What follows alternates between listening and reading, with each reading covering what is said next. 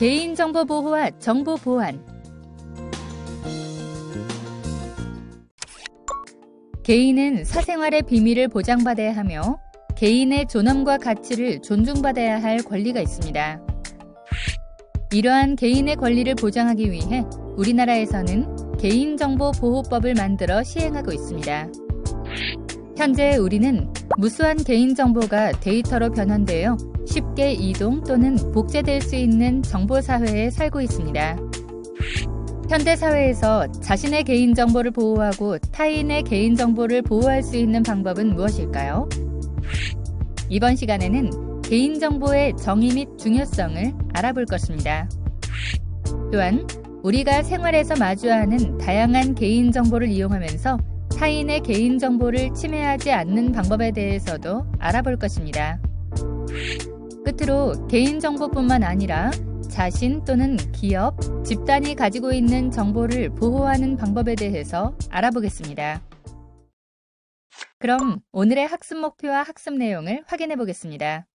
이번 시간을 통해 여러분은 개인정보의 중요성과 정의에 대해 이해하고 개인정보 이용 시 주의사항과 자신의 개인정보 보호 권리에 대해 설명할 수 있으며 개인으로서 정보 보안 방법에 대해 이해하고 기업이나 집단의 일원으로서 정보 보안의 중요성에 대해 설명할 수 있게 될 것입니다. 이러한 학습 목표를 달성하기 위해 배울 내용으로는 개인정보 보호와 정보 보안입니다. 자, 학습을 시작해 볼까요? 개인정보 보호. 우리나라 개인정보보호법에서 정의하는 개인정보는 다음과 같습니다. 제1조 목적. 이 법은 개인정보의 수집, 유출, 오용, 남용으로부터 사생활의 비밀 등을 보호함으로써 국민의 권리와 이익을 증진하고 나아가 개인의 존엄과 가치를 구현하기 위해서 개인정보 처리에 관한 사항을 규정함을 목적으로 합니다. 제2조 정의. 개인정보란 살아있는 개인에 관한 정보로서 성명, 주민등록번호 및 영상 등을 통하여 개인을 알아볼 수 있는 정보를 말합니다. 쉽게 이야기해서 개인을 알아볼 수 있는 정보라는 뜻입니다. 이렇게 법까지 만들면서 개인정보를 보호해야 하는 이유가 무엇일까요? 그것은 개인정보가 개인의 사생활과 밀접하게 연관되어 있기 때문입니다. 개인의 사생활을 보호를 통해 개인의 존엄과 가치가 존중받아야 합니다. 이는 흔히 프라이버시라고 불리기도 합니다. 개인의 사생활 보호는 인권과 매우 밀접하게 연관되어 있어 우리나라는 물론이고 해외에서도 우리나라의 개인정보 보호법과 같은 법률을 제정하여 개인정보 보호에 힘쓰고 있습니다. EU의 GDPR이 대표적입니다. 1995년 EU 개인정보 보호 지침을 개정한 것으로 2016년 유럽연합의회에서 개정안이 채택되었습니다. 발표된 규정에 따라 EU 회원국은 GDPR을 제정하여 2018년부터 시행하고 있습니다. GDPR은 정보사회에서의 개인정보의 수집, 활용, 삭제에 대한 규제를 담고 있습니다. 특히 해외 기업이 EU에서 사업을 할 경우에도 GDPR을 준수하게 함으로써 글로벌한 개인정보 보호 규정이라고 할 수 있습니다. 여러분의 인권을 보장받고 타인의 인권을 침해하지 않는 안전한 개인정보 이용을 위해서는 현대사회의 개인정보의 개념과 보호 방법을 숙지하시기 바랍니다. 개인정보란 무엇일까요? 개인정보란 살아있는 개인에 관한 정보로서 쉽게 결합하여 특정 개인을 식별 가능한 정보입니다. 이것은 형태의 구애를 받지 않습니다. 개인정보에 대해 자세히 알아보도록 하겠습니다. 먼저 지문, 홍채, 의료 건강정보, 병력 등의 신체적 정보가 있습니다. 인터넷 검색 내역, 구매 내역, 사상, 종교, 가치관 등의 정신적 정보, 교육 정보, 병역 정보, 법적 정보, 근로정보 등의 사회적 정보가 있습니다. 이어서 소득, 신용정보, 부동산 정보, 기타 수익 정보 등의 재산적 정보, 통화 내역, 웹 접속 내역, GPS 위치 정보 등의 통신 위치 정보가 있습니다. 그럼 구체적으로 어떤 정보가 개인정보에 해당되는지 살펴보겠습니다. 휴대전화 4자리도 개인정보에 해당될까요? 휴대전화 4자리도 개인정보에 해당됩니다. 2013년 판례에 따르면 휴대전화 뒷자리 4자는 개인과 관련 있는 정보와 쉽게 결합하여 특정 개인을 파악할 수 있으므로 개인정보에 해당됩니다. 아이디 비밀번호도 개인정보에 해당될까요? 아이디 비밀번호도 개인정보에 해당됩니다. 대법원의 2005년 11월 25일 선고에 따르면 아이디와 비밀번호 등 식별부호는 실제 공간과는 달리 익명성이 통용되어 행위자가 누구인지 명확하게 확인하기 어려운 가상공간에서 그 행위자의 인격을 표상한다고 할 것이므로 개인정보에 해당합니다. 이메일 주소도 개인정보에 해당될까요? 이메일 주소도 개인정보에 해당됩니다. 서울중앙지법의 2007년 2월 9일 선고에 따르면 이메일 주소 정보만으로는 특정 개인을 알아볼 수 없을지라도 다른 정보와 용이하게 결합할 경우 개인을 알아볼 수 있는 정보라 할 수 있어 개인정보에 해당합니다. 휴대전화의 IMEI도 개인정보에 해당될까요? 휴대전화의 IMEI도 개인정보에 해당됩니다. 서울중앙지법 2010 판결에 따르면 기계적인 정보라 하더라도 특정 개인에게 부여되었음이 객관적으로 명백하고 이러한 정보를 통하여 개인이 식별될 가능성이 크다면 이를 개인정보로 봄이 상당하므로 IMEI만으로 수집하는 경우에도 개인정보에 해당합니다. 개인정보에서도 중요한 민감정보와 고유식별 정보에 대해 살펴보겠습니다. 개인정보 중에서도 민감정보와 고유식별 정보를 정의하여 원칙적으로 수집, 저장을 금지하고 있습니다. 사상, 신념, 노동조합 또는 정당 가입, 건강정보, 유전정보, 범죄 경력 정보 등이 민감정보에 해당하고 주민등록번호, 여권번호, 운전면허 번호, 외국인 등록번호는 고유식별 정보에 해당됩니다. 고유식별 정보와 민감정보는 정보 주체의 별도 동의를 받거나 다른 법령에서 처리를 요구하여 허용된 경우를 제외하고는 수집할 수 없습니다. 고유식별 정보와 민감정보의 수집이 필요하여 정보 주체의 동의를 받아야 하는 경우 다른 수집 정보와 동의 항목을 구분하여 별도의 동의를 받아야 합니다. 특별히 고유식별 정보 중에서 주민등록번호는 더 강력하게 규제하고 있습니다. 정보 주체의 동의를 받았다고 하더라도 법령에서 정보 주체의 주민등록번호 수집 및 이용을 허용한 경우를 제외하고 주민등록번호를 수집 및 이용할 수 없습니다. 법률, 대통령령, 국회 규칙, 대법원 규칙, 헌법재판소 규칙, 중앙선거관리위원회 규칙 및 감사원 규칙에서 구체적으로 주민등록번호의 처리를 요구하거나 허용한 경우나 정보 주체 또는 제3자의 급박한 생명, 신체, 재산의 이익을 위하여 명백히 필요하다고 인정되는 경우에만 주민등록번호 처리가 가능합니다. 그 밖에 모든 개인정보는 정보 주체의 동의받고 개인정보보호법에 의하여 수집, 관리되어야 합니다. 어떠한 정보가 개인정보에 해당되는지 여부를 판단하는 기준에 대해 다시 한번 알아보겠습니다. 살아있는 자에 관한 정보, 개인에 관한 정보, 개인을 알아볼 수 있는 정보, 다른 정보와 쉽게 결합할 수 있는 정보는 개인정보에 해당됩니다. 사망한 자, 자연인이 아닌 법인단체 또는 사물 등에 관한 정보, 집단의 통계값, 특정인을 알아보기 어려운 정보, 다른 정보와 결합하기 어려운 정보는 개인정보에 해당되지 않습니다. 개인정보, 가명정보, 익명정보에 대해 살펴보겠습니다. 2020년 8월 개인정보보호법이 개정되면서 추가된 개념이 바로 가명정보입니다. 개인정보와 관련된 개념체계인 가명정보와 익명정보에 대해 알아보겠습니다. 가명정보는 추가 정보의 사용이나 결합으로 특정 개인을 알아볼 수 있는 정보로 개인정보의 범위 안에 속하는 개념입니다. 익명정보는 추가 정보를 사용하거나 결합하여도 특정 개인을 알아볼 수 없는 정보로 개인정보 영역에 속하지 않습니다. 관련 법에서는 통계 작성, 과학적 연구, 공익적 기록 보전 이 세 가지 경우에 한하여 가명정보를 이용할 수 있도록 규정하였습니다. 다음은 개인정보, 잘못된 가명정보, 제대로 된 가명정보, 익명정보의 예시 화면입니다. 가명정보는 추가 정보를 삭제할 경우 특정인이 누구인지 가늠할 수 없게끔 처리된 정보입니다. 그러나 잘못된 가명정보의 경우에는 국회의원이란 특이한 직업 이력으로 이름과 생년월일 등이 제외되더라도 누구인지 식별할 수 있기 때문에 제대로 된 가명정보라고 할 수 없습니다. 직업까지 제외한 가명정보로는 누구인지 가늠할 수 없으므로 제대로 된 가명정보라 할 수 있겠습니다. 그렇다면 익명정보는 무엇일까요? 추가 정보를 결합하더라도 누구인지 개인을 식별할 수 없게 완전한 익명 처리가 된 경우, 가명정보가 아닌 익명정보라고 할 수 있습니다.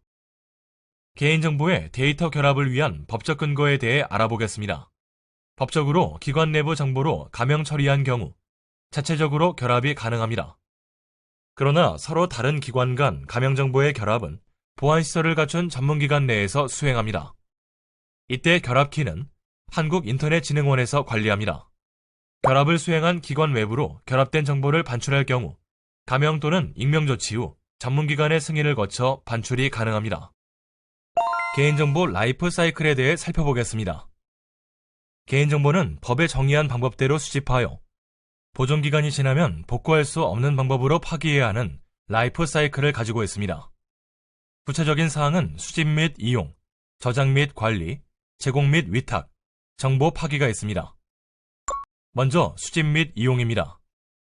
동의 및 법적 근거 확인, 개인정보 최소 수집의 원칙을 준수해야 합니다. 개인정보 수집 동의 시 중요한 내용을 알아보기 쉽게 표기해야 합니다.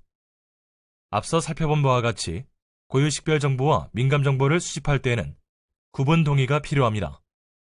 제3자에게 제공할 때는 제공받는 자에 대한 추가적인 정보를 고지해야 합니다. 저장 및 관리에서는 개인정보 안전성 확보 조치를 이행해야 합니다. 전자적 파일은 암호화하여 저장하고 서류, 문서 등은 잠금 장치가 있는 안전한 장소에 보관해야 합니다. 제공 및 위탁은 제3자 제공 시 동의 및 법적 근거 확인, 처리 위탁 시 필수 사항을 포함한 계약을 말합니다. 위탁 시의 관리 범위는 제공하는 자의 책임으로 문제 발생 시 위탁기관이 책임을 집니다. 위탁은 계약 전부터 계약 후까지 사업 전주기에 걸쳐 관리해야 합니다.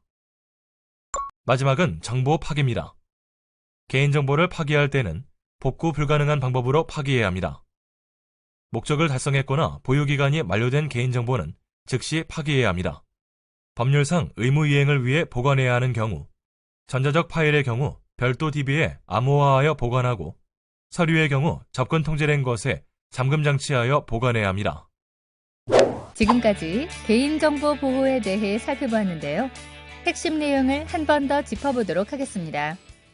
개인정보 보호의 중요성은 정보사회에서 개인정보가 쉽게 이동, 복제될 수 있기 때문에 개인정보 보호권을 보장하고 안전한 개인정보 이동을 규정함으로써 개인의 인권 및 산업의 발전을 도모하고 있습니다. 여러분의 인권을 보장받고 타인의 인권을 침해하지 않는 안전한 개인정보 이용을 위해서는 현대사회의 개인정보의 개념과 보호 방법 반드시 알고 있어야 합니다. 정보보안 개인 개인정보 보호와 정보보안은 항상 같이 따라다니는 형제와 같습니다. 개인정보의 침해 유출이 대부분 정보보안 문제로부터 발생하기 때문입니다. 여기서는 개인으로서의 정보보안 방법과 기업이나 집단의 일원으로서의 정보보안 방법을 알아보도록 하겠습니다. 정보보안이 뭐가 중요할까라고 생각할 수 있으나 개인으로서의 개인정보의 유출은 휴대폰, 본인의 컴퓨터 내 파일 정보 등을 이용하여 보이스피싱 등으로 연계되어 개인의 재산 및 가까운 가족, 주변 인물들까지 피해를 볼 수 있습니다. 또한 랜섬웨어나 악성 프로그램으로 인하여 금전적 피해를 볼 수 있으므로 주의해야 합니다. 다음은 최근 5년간 온라인 개인정보 유출 사고 현황 자료를 보면 2020년 6월 기준 36건의 개인정보 유출 사고가 있었고 약 1,300만의 개인정보 유출량이 있었습니다. 이처럼 개인정보 유출 사고는 매우 빈번히 발생하고 있다는 것을 알 수 있습니다. 따라서 개인정보를 보호하기 위한 노력이 필요합니다. 정보보안 정책 및 동향에 대해 살펴보겠습니다. 먼저 정부기관의 보안 정책은 보안 관련 법안 강화를 위해 개인정보보호법, 정보통신망법 등을 통해 보안 법령을 마련했습니다.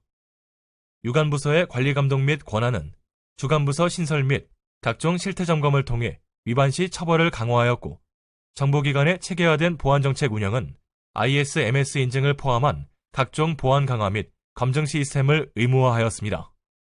우리 기관의 정보보안 정책에 대해 살펴보겠습니다. 우리 기관은 다수의 사람들이 신기술 연구를 비롯한 정형화되지 않은 다수의 업무를 하는 곳이므로 일반 기업이나 가정에서 인터넷을 사용하는 것과 동일한 선상에서 보안 정책을 운영할 수 없습니다. 대학이나 연구기관은 교육부의 정보보안 기본지침에 근거하여 상황에 맞는 보안 정책을 자체적으로 운영하고 있으며, 이는 컴퓨터를 능숙히 다룰 수 없는 일반 사용자까지 침해 사고로부터 보호될 수 있도록 목표로 하고 있습니다. 인터넷 구간 보안 정책으로 우리 기관의 인터넷 구간에서는 서버의 자원을 고갈시키는 디도스 공격 차단, 홈페이지 웹 취약점을 이용한 공격 차단, 해킹 행위별 패턴 차단, 비인가 통신 차단 위한 장비를 운영하여 각종 공격을 차단하고 있습니다. 또한 유해 사이트 차단 시스템과 인터넷 방화벽을 통해 유해 사이트를 통한 악성 코드 유포 사이트와의 통신, 기관 내부 서버 간 정의되지 않은 서비스의 통신 시도를 차단하고 있습니다. 사용자 PC 보안 강화를 위한 정책으로 사용자 PC 영역에서는 안랩 백신 중환 관리 시스템을 이용하여 PC의 보안 점검을 위한 내 PC 지키 및 보안 패치 관리, 개인정보 암호화 시스템을 운영하고 있습니다. 우리 기관의 보안 수준 진단 및 현황에 대해 살펴보겠습니다. 우리 대학은 대학 정보보호 수준 진단과 정보보호 관리 체계인 ISMS 인증 취득 과정을 통해 매년 정보보안 수준을 향상시키고 있습니다. 대학은 교육부에서 실시하는 대학 정보보호 수준 진단의 대상이며, 교육부의 정보보호 수준 진단 시스템을 통해 매년 실시된 자체 점검 결과는 대학 알림이 사이트를 통해 공개되어 대학 보안 수준의 기준이 됩니다. 우리 대학도 매년 자체 점검을 실시하여 정보 보안을 강화하고 있습니다.